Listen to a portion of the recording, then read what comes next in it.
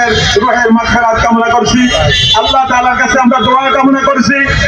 এই দোয়ার মাধ্যমে আমরা তাকে বিদায় দিতে চাচ্ছি। আল্লাহ তাআলা যেন তাকে জান্নাতুল ফেরদাউসের মেহমান হিসেবে কবুল করেন, সবাই বলি আমিন। মহান রব্বুল কারীম আল্লাহ সুবহানাহু ওয়া তাআলা কোরআন হাকিম ইরশাদ ফরমান, আউযু বিল্লাহি মিনাশ শাইতানির রাজীম, বিসমিল্লাহির রহমানির রহিম, আল্লাযী খালাকাল মাউতা ওয়াল হায়াতা লিয়াবলুয়াকুম আইয়ুকুম আহসানু আমালা। হে আমার বান্দারা, আমি তোমাদের সেই রব।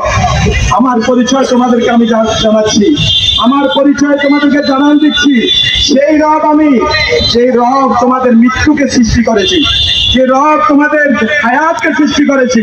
এক মৃত্যু এবং হায়াত দিয়ে তোমাদেরকে আমি একটি জিনিস পরীক্ষা করার জন্য পাঠিয়েছি, সেটা হলো লিয়াবলুয়াকুম, আমি পরীক্ষা করতে চাই আইয়ুকুম আহসানু আমালা, তোমাদের মধ্যে কোন ব্যক্তিটি উত্তম। এই উত্তম ব্যক্তিদের তালিকাভুক্ত হওয়ার জন্য মাওলানা শহীদুল্লাহ খান সাহেব সেই আদর্শ স্থাপন করে গিয়েছেন। তিনার সন্তানদেরকে সৎ মানুষ করেছেন, তিনি নিজে সৎ জীবন যাপন করেছেন।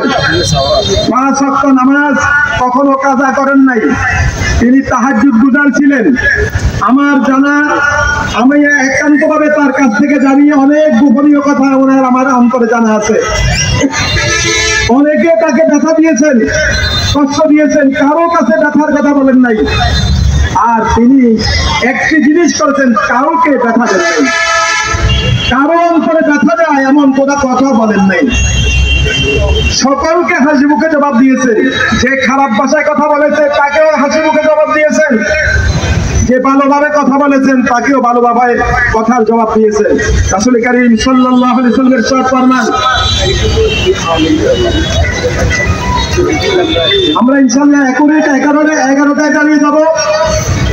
আমরা আল্লাহ হাবিব বলেন, সিলমান কাতাকা, সম্পর্ক স্থাপন করো যে তোমার সাথে সম্পর্ক বিচ্ছিন্ন করে। ওয়াফু আম্মান যালামাকা,